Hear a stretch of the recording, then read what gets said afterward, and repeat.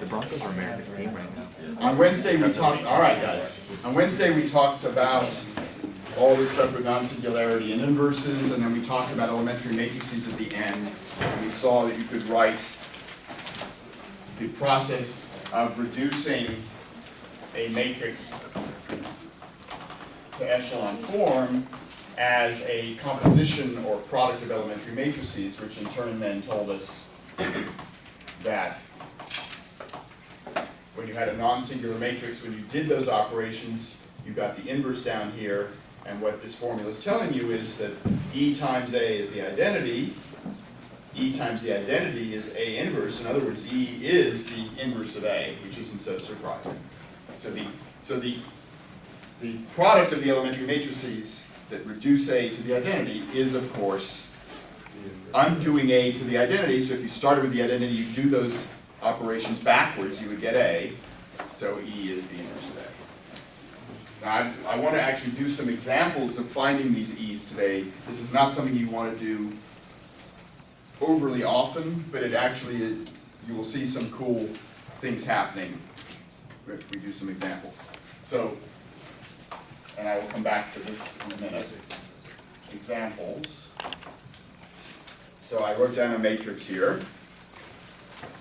Suppose you start with the matrix A, which is 1, 1, 1, 2, 2, 3. That could have made much worse numbers, but let's go with it. So how would you reduce this to echelon form or to reduced echelon form? I want to sort of bookkeep while I do this. And just for fun, actually, I'm going to do the augmented matrix and keep track of the consistency question while we're doing it, just to make a point. Okay, so start with the augmented matrix with a B on the right. What do I do? 1, 1, B1. 0, 1, B2 minus B1. Everyone keeping up? And then 0, 1. 0, 1. 2, B1. B3. B3 minus 2B1. Minus 2B1. 2B1 or not to B1? No, OB1. Now what? Stop. The top stays the same. Second stays the same. What happens to the third? Goes to 0, 0. 0. B3 minus 2B1 minus the quantity B2 minus B1, which, so this is your constraint equation for the original inhomogeneous system to be consistent, and this constraint equation would be that what? B3 minus B2 minus B1. Right, so B3 minus 2B1, Oh, no twos. No twos. B3 minus B2 minus B1 is the constraint. That would be 0 for it to be consistent. All right, so let's keep track of this stuff now with elementary matrices. What did we do here? We first, my elementary matrices are going to need to be 3 by 3 because I've got 3 rows that I'm doing operations on. The first row we didn't change. What did we do to the second row? We subtracted. We added the negative of the first row to the second, so remember that's this. This means take negative the first row plus the second row plus 0 times the third row.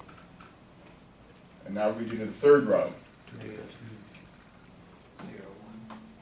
Now you might ask yourselves, I just put the 2 elementary matrices together in one. That's cheating, right? Remember, an elementary matrix was supposed to do a single row operation. So this is not an elementary matrix, it's a product of 2. So this particular elementary matrix, I'll call it E1 twiddle, it's actually a product where we first took negative 1 times the first plus the second, leaving the third alone. And then we left the second alone and did negative 2 times the first plus the third. Now you should be able to check that if you multiply these two matrices, you get this. And in fact, that these would commute. It wouldn't matter which order you did these in. Now you can use fingers, or you can just think about doing the row operations to this. Right? Leave the first row alone, leave the second row alone, and then take -2 of the first row and add it to the third row. So -2 of these plus this gives me exactly that. So the product of these two bona fide elementary matrices is an ersatz, masquerading elementary matrix that's really a product of two. It's not elementary. So I'll twiddle it just to remind you that it's not literally an elementary matrix. You okay with that? So this is encoding what we did to go from this step to this step. Now what do we do on this step? We subtracted. Didn't change the first row. We also didn't change the second. Didn't change the second row. How boring were we? And then what? And then we subtracted the second row From? the third row. So minus we did one. that? Yeah, there you go. So this is actually a legitimate elementary matrix, right? It's one row operation encoded in the matrices. And then we were done. So how did we get from our original to the final? And E2 after we did E1 twiddle, right? We first did these, and then we did these. Remember, order matters. So this is the net product of elementary matrices that is turning this matrix into its echelon form here. So let's do that. Could we just jump the gun? Now, this is too hard to do looking at on the board when they're in backwards order. At least it's too hard for me. The other thing I'm going to be lazy about, and you're okay to be lazy, is I'm going to leave blanks for zeros, as long as it's clear which column and which row is which. So this is E1, E2, and then E1 twiddle is this. If you feel safer putting zeros in, by all means put zeros in. So what do I get when I multiply this? Get a 1 in the upper left. 1 on the upper left. Somebody else's turn. -1, 1. Second row didn't change. Third row, I have to take negative of the second row here plus the third row here. -1, -1, 1. Everybody agree? Now looky here. So if I call this giant thing E, what do I get if I multiply E by the vector B? B1, B2, B3.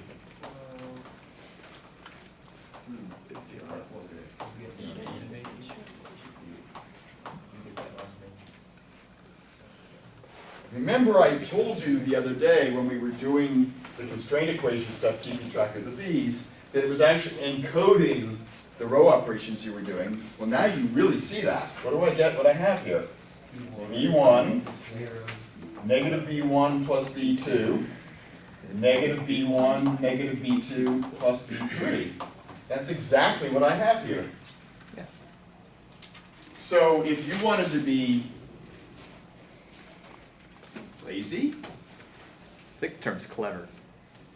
if Dan wants to be clever, rather than doing all this work that we did here, he would just do what I did in the first place and put the B's, and from this, you can read off what the product of elementary matrices is. You don't know what the individual ones were, but you know what the net product of elementary matrices is that got you to echelon form by keeping track of what happens to the B's. Because when you do this, we're multiplying the whole thing by the product of E's. So you're taking the product of E's that turns this into this, and simultaneously turns this into this. So whatever the mystery matrix is times B has to equal this, you can reconstruct the matrix. So the story of the moral is that if you want to know the constraint equations, from a theoretical perspective, the constraint equation is coming exactly from the last row of E, which is what turned the matrix into zeros.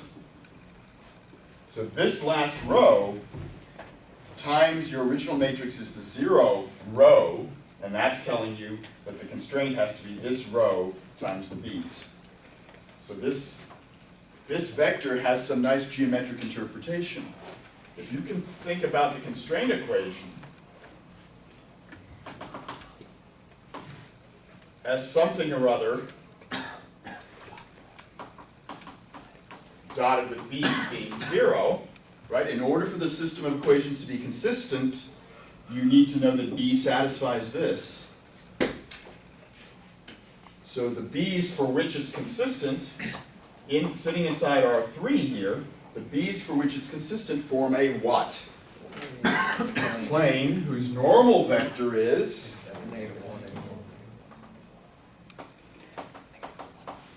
so, as we're going to see very schematically when we get into section 4 of the chapter, we're seeing that you can interpret this last row of the E matrix geometrically as being the perp of the b's for which it's consistent. Got it? All right, let's practice. I'm going to give you the one we did the other day. So the other day I did an example. This may have been going back to Monday. I've forgotten which. Friday, Wednesday, Tuesday. Yeah, this was the end of Monday.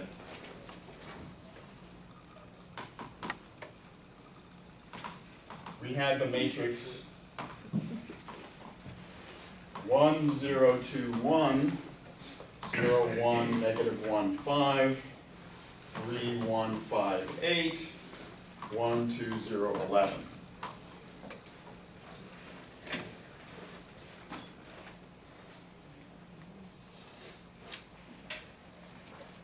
So I will remind you how we put this in echelon form, but I'm going to actually ask you to sit and take 3 minutes to do the elementary matrices. So what did we do first? We did nothing to the first row. So in fact, you can sit there and write down while I'm doing this, you can write down what the E's should be. And I'll ask you what you wrote down. What did we do next? We left the second row alone. And then we took negative 3 times the first row plus the third row.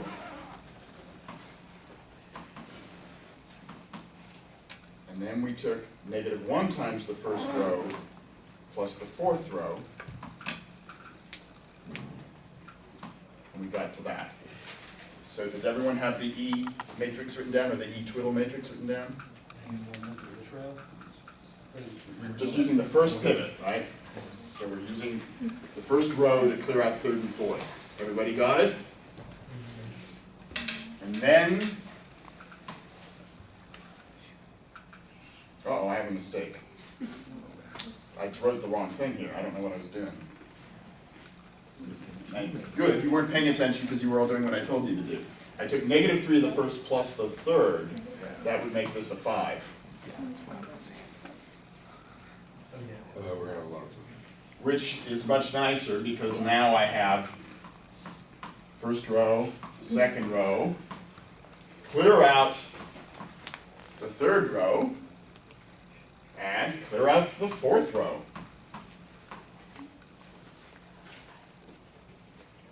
So what was the product of E's that goes here? 1, 0, 0, 1.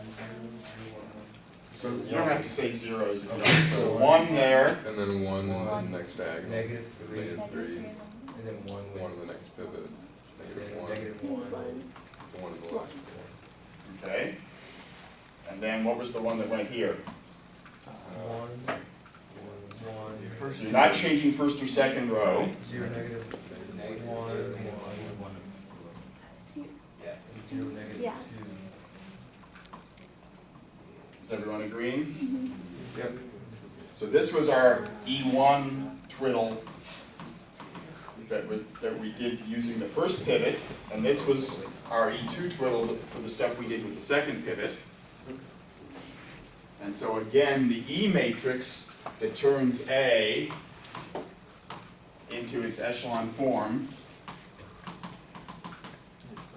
In this case, it's also the reduced echelon form, right? It is actually reduced.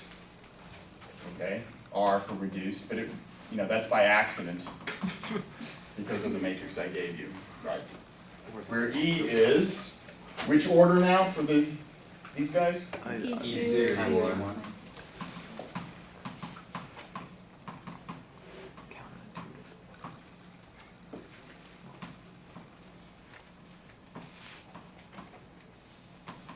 E2 had those, and E1.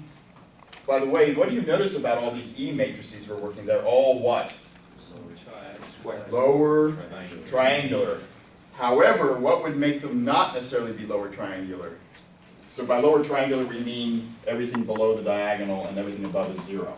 If you like sort of flip what you meant by R, or reduced echelon form, if like you had, instead of zeros going along the bottom, you have them go along. No. But suppose I hadn't had a 0 here and I wanted to get to reduced. I would have had to add a multiple of row 2 to row 1. That would have put something in this slot. Right? So if I actually go from from regular echelon to reduced echelon, that's going to make it be non-lower triangular. Unless you're lucky. Yeah. Wait, I wasn't done here. E1 twiddle, -3, -1. All right, so what's the product? It's 1, top left. 1. Now what goes on the third row? -3, -1, 1. And what goes on the fourth row? -1, -2, 0. -1, -2, 0. 0, 1. Yes, sir. Can I ask how we're thinking about multiplying those in our heads? Because I am very bad at doing that. I did not follow any of that. Okay. Were you okay on getting these? Yeah, absolutely. Okay, so what I'm doing is I'm saying this represents doing row operations to this matrix instead of A. Okay. So I'm saying leave the first row the same, leave the second row the same. Mm-hmm. Now take -1 of the second row and add it to the third row. That's what this says. Okay. So we took -1 of this row and added it to this row. Gotcha. You okay now? Yeah. Okay. Any other questions? Yeah, don't be bashful. I'm not trying to hoodwink you with anything here, so Just not yet. thanks, Dan. I appreciate it. So we had 2 rows of zeros in our echelon form. Therefore, we should have two constraint equations for consistency, and these are the constraint equations. And in fact, if you go back to the end of your notes from Monday where we actually got the constraint equations, we had these as our constraint equations.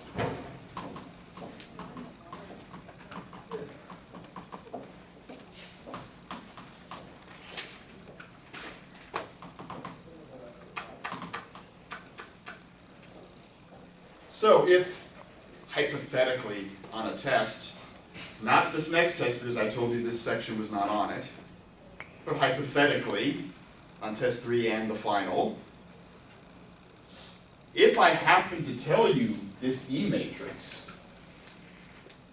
to save you the work of putting a matrix in echelon form, and to find out if you understood what was going on rather than just doing the arithmetic, and I asked you what the constraints were for it to be consistent, would you have to go back and put these in and do all this stuff with these in it? No. No. If I gave you this matrix, you would know what the constraint equations were. How could you know that without multiplying? Well, and knowing that the Right, okay. Oh, yeah. and knowing the rows of zeros. Right, okay. So if I tell you A, You multiply it by. U, and E, Right, you have you're Oh. going to have information to Right. do all sorts of Okay. stuff without doing it by hand yourselves. right. Okay. Just wanted to clarify that. Before I go on to the next section, which is one of the most important things of the whole year, I made a comment the other day, and so I want to continue the comment slightly, because I think this is sort of cool.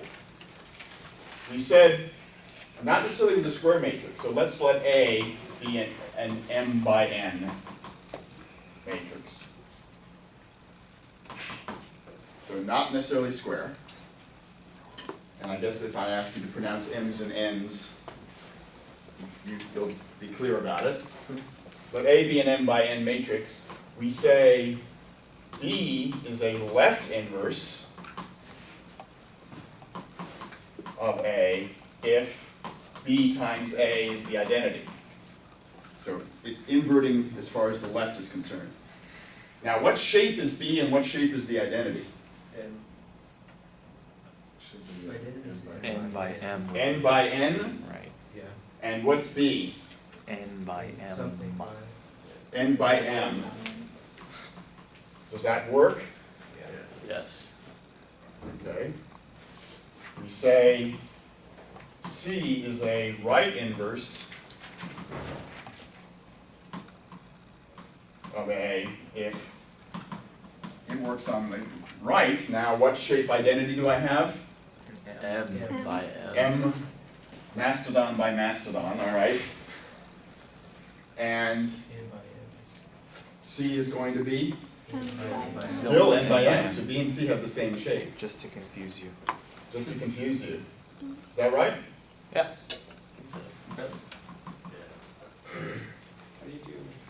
Now, what do you think has to be true for both to exist? A has both a left inverse and a right inverse. M equals N. If implies what? N equals N. It's going to have to be square. I'm not giving that away yet, but it's going to be in homework that you're doing. You'll be proving that.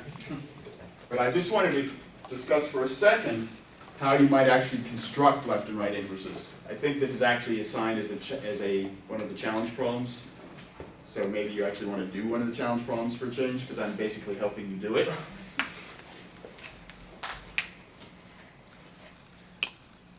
Any guesses on what the rank of A has to be if there's going to be a left inverse?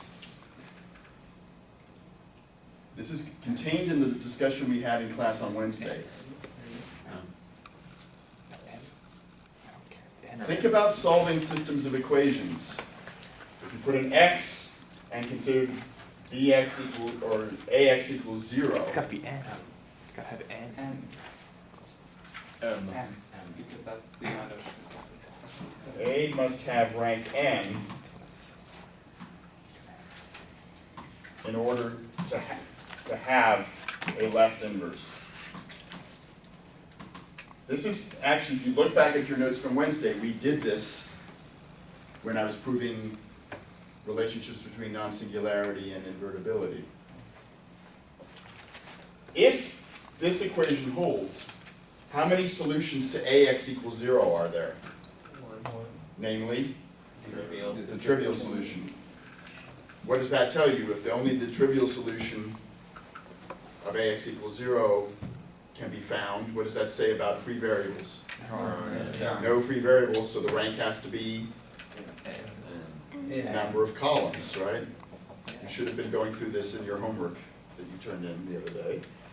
And what do you think about rank in order to have a right inverse? It's gotta be N. It's got to be the other way around, right? A must have rank M in order to have a right inverse. So do we have on the board an example of a non-square matrix with rank of the number of columns? Yes. Coincidence. No. Yes. Up there, right? We had a 3 by 2 matrix with rank 2.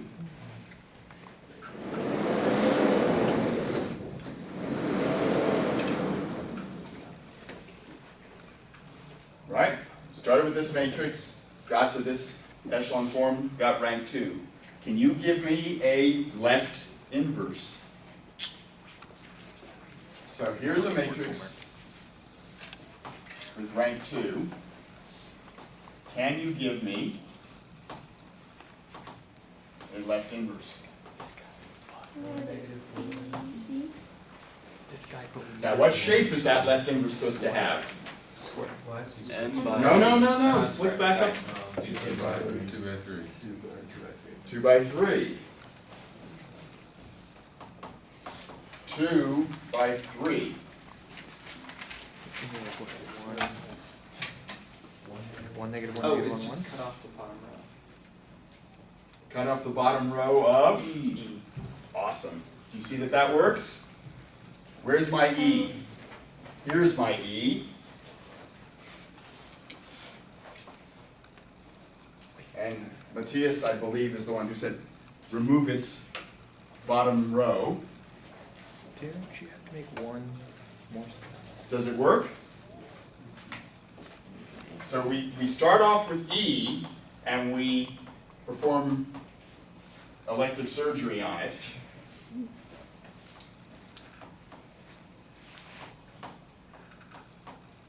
E started off having this.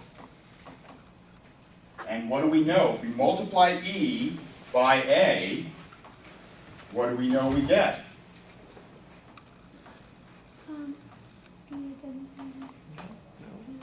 Oh, we're not quite done, are We we? have to put a negative 1 in the middle of Not the top. quite done, Yeah. because if I would have the elective surgery done to the echelon form of A, but the echelon form of A is not the identity yet, so what should I do? You need to subtract 2. Negative 1 times 6.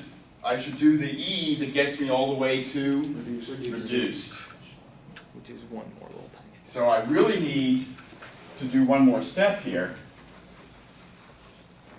Not quite. We need the E that gets me all the way to reduced. Oh, you're not 2. So what would I do to this E if I wanted to go all the way to reduced? 2. 2 minus 1. I would have to subtract the second row from the first. Is that what you guys said? Uh-huh. So you're gonna have 2 minus 1. 0. So I have to take my E that I had there and subtract the second from the first. So you're gonna have 2. Negative 1. 0. 0. And then the rest. And then whatever. So this should be a left inverse. This much now should be a left inverse because when I multiply I get the 2 by 2 identity. Got it?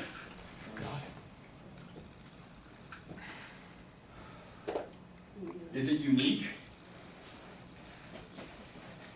Yeah. Yes. Yeah, because there's only one row reduced. Yeah.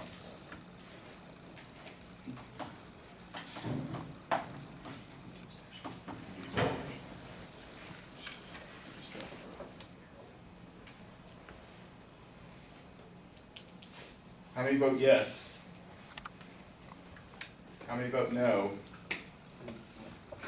How many people are not I vote yes. exercising their duty to vote? I vote yes. I think it's unique. Mr. Cameraman, are you voting? I can vote if you want. I'm with Matthias. I'm not. I'm against Matthias. You're a turncoat. Wait, why? Why do you think it's unique? Because the reduced echelon form is unique. Oh, you That's can the way to get there, unique. Oh, well, bottom row. But what does it mean to say we have a row of zeros in the echelon form? There's infinite solutions. No.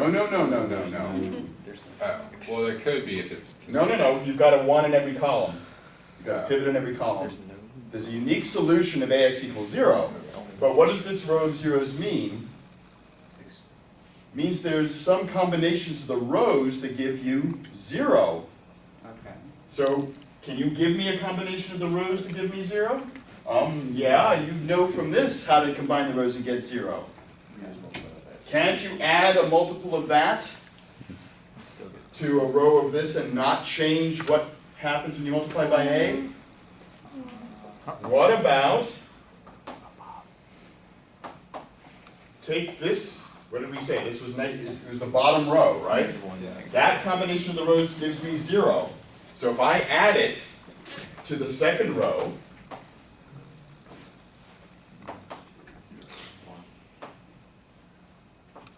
doesn't it keep the same product? You don't believe me, Matthias, I can tell. No, I believe you. Because you're adding two You zeros. don't believe me. No, I do believe you. My feelings are hurted. He's just mad that it's true. Yeah, it's very true. Do it. What do you get?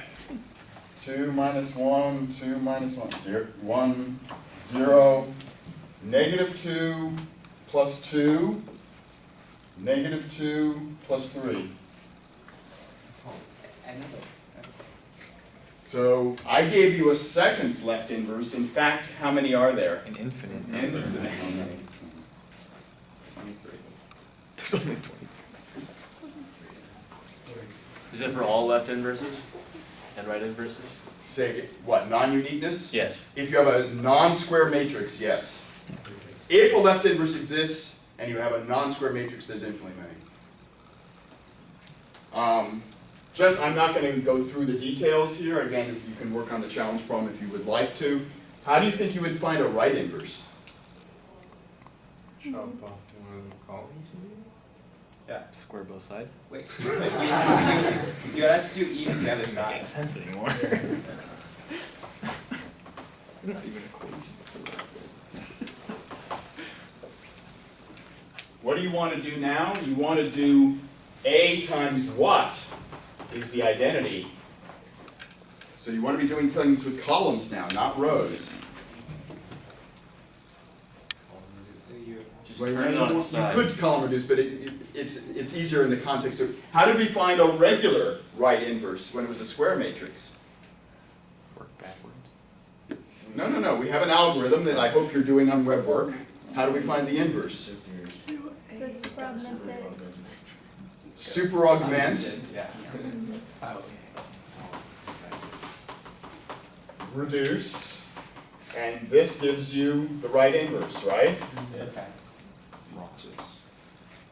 Well, now I'm looking for an n by m.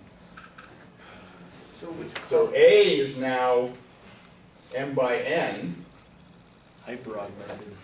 So what did we say? It had to have rank m. So it has to have fewer columns. No, Yeah. it has to have fewer rows than columns. So A is going to look something like this now. This is what A is going to look like.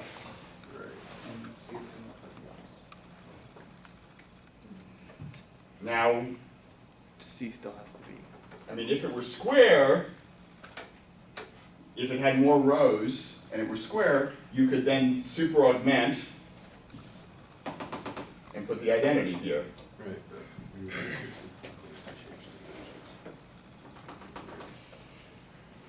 So what happens if you lop off part of the identity as well? What's going to happen?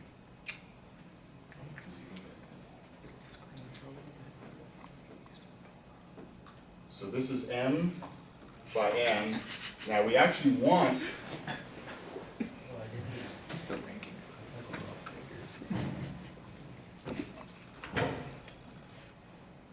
So you want an n by m when you're done, right? So it looks like you're going to have to do something with part of this matrix to get an n by m matrix. And then A times part of it you want to be the m by m matrix. So in other words, you really want to be thinking about the m by m part here, and you don't care about what's here. And then if you put zeros there, you would have an n by m. So imagine doing this algorithm with the m by m matrix here. Row reduce, and what you're left with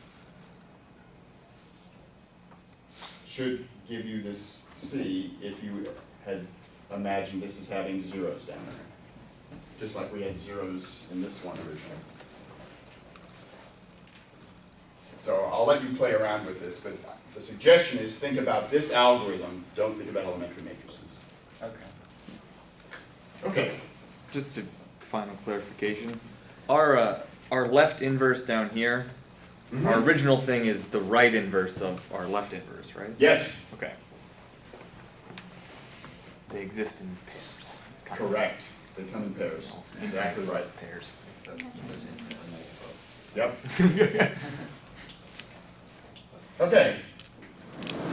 So there's a theme that's been running along here. A row of zeros appeared in echelon form because More information than you had combinations of the rows that gave you 0. If you think about it in terms of systems of equations that you started with, it meant you had equations that provided no extra information. They were redundant. Yeah, but that's not. If you had free variables in your system of equations, that meant that you had, the free variables gave you different combinations of the columns that would give you what? 0. Right? If you have a solution of this system, solutions of this correspond to linear combinations of the columns that give you 0, right? Remember, matrix times vector is x1 times the first column plus x2 times the second column. So solutions, non-trivial solutions of this equation correspond to non-trivial linear combinations of the columns that give you 0. Rows of zeros in your matrix, when you go to echelon form, correspond to redundancy among the original equations themselves. So what we're talking about here is one way or the other,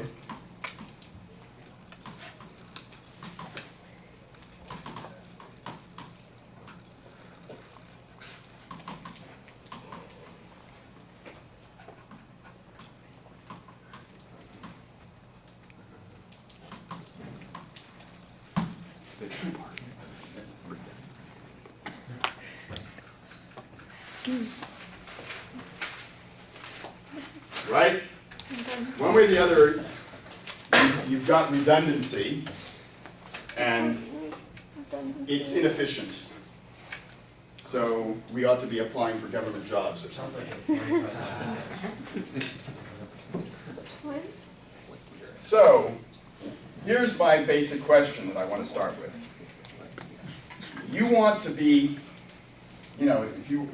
someone's going to pay you a good salary to be efficient in what you do. So the basic question is, if we want to consider, for example, a subspace, which is the span of a bunch of vectors, for example, the columns that I was referring to earlier, what we would like to find is an efficient set of vectors that give me the same span. What is a, quote, most efficient collection of vectors giving me the same span?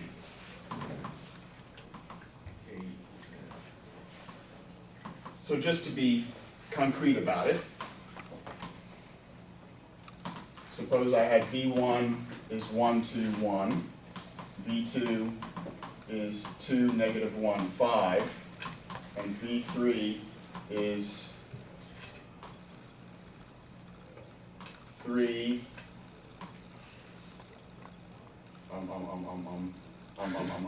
minus 4, and 9.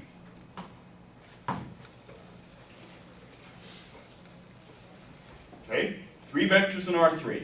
What do they span? Plane. R3, plane, probably not a line, Yeah. not so much. Unless you game But do they span a plane or do they span a line? Plane or do they span all of R3? plane, Why? because you gamed it. It seems like it should be a plane. But I could have gamed it either way. No, but I can tell how you. No, I was thinking, but my thinking could have been being sure to game it either way. I can Two of the vectors are on the same plane. Huh? I don't know. That's a guess. You just got, couldn't you Mine reduce is- them to univectors and see if one is like, if they're on? One of them is a linear combination of the other two. Yeah, that would be one. So how would you decide if one of them was a combination of the other two? Put Oh, it in you would reduced matrix row it. echelon. What would I do with them for a matrix? You would take two of them, put them in a matrix, Put it multiply in them by rows. C, and then you. Rows or columns? Columns. You're overruled.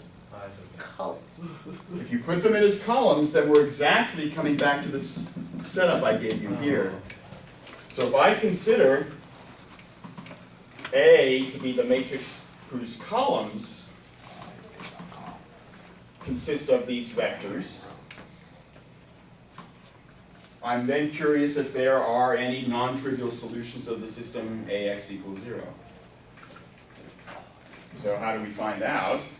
We, of course, fiddle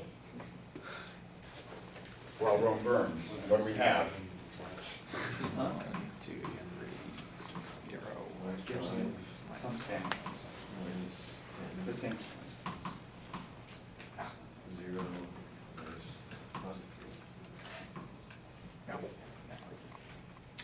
What do we say? So, Yeah, so what does self say?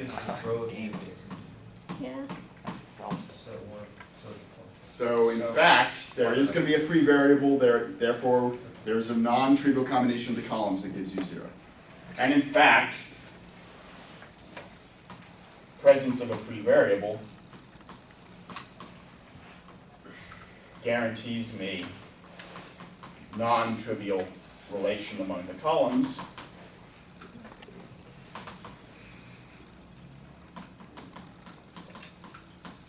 And how might I find a specific such linear combination? What should I do? If you do, No, I don't want constraints, because I'm doing columns, not rows. if you do like two columns in the matrix, and then you do the C1, C2, C3, and then, oh wait, no, that only works for squares. Never mind. Well, Oh, wait. we said it should have to do with solving this equation, didn't we? Oh. How do I solve the system AX equals 0? What do I do? Oh, right. Reduced echelon? Pop out. Go to Reduced reduced echelon, and then you can all read off the general solution. Pop off the equation. So, remember that you can't get it from the echelon form. You have to be in reduced to read off the solution. So go one more step here. 1, 0, -1, something like that. 1, 0, Should be like -1 or something. -1. Hey, I gamed it pretty well, Dan. I told you gamed it. So what's the general solution?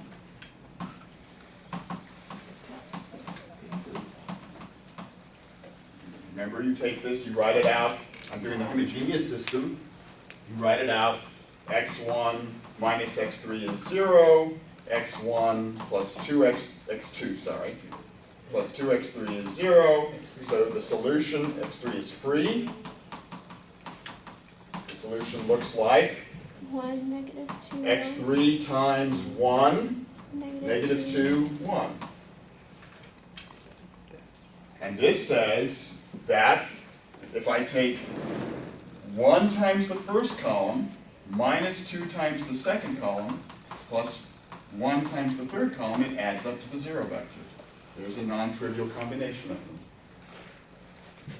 This is completely analogous to what we were doing 40 minutes ago with the constraint equations for the rows to add up to 0. So I could therefore say that the span, I don't need all three vectors. In fact, you see from this equation that any one of the vectors can be written in terms of the other two. That isn't always true, but in this case it is. You could write A1 as 2A2 minus A3. You could write A2 as half of A1 plus A3. You could write A3 as negative A1 plus 2A2. So you can throw one of them out and use the other two, and you'll get the same span. But that wouldn't hold if you had a 0 in the first or second slot. Correct. Okay. If you had a 0 as one of your coefficients, you couldn't just do any one of them in terms of the others. So this leads to a very important definition to end the week. And we'll go on with this Monday, unless you come in with several interesting questions for the exam review. I will go on. But here's one of the most important definitions of the whole course. Definition: vectors v1 to vk are called linearly independent if you have no redundancy. So if the only way you can have, this is more verbose than it has to be, you can look at the book for a shorter sentence. The only way you can have a linear combination of the vectors giving you the 0 vector is for all the c's to be 0. This is like saying, as we just did there, if you think of concretely making a linear system of equations, the only solution of that homogeneous system will be the trivial solution. If you have a non-trivial solution, they're called linearly. You don't say not independent, you say dependent. Independent. We say they are linearly dependent if there is some solution with some c not equal to 0. Otherwise, right? So if there's a non-trivial solution, the vectors are linearly dependent. That's exactly what we did here. Okay? So on Monday, I'm going to pick up with discussing this, proving some basic facts about linear dependence, and we're inches away from finally saying what dimension means. Finally. Finally.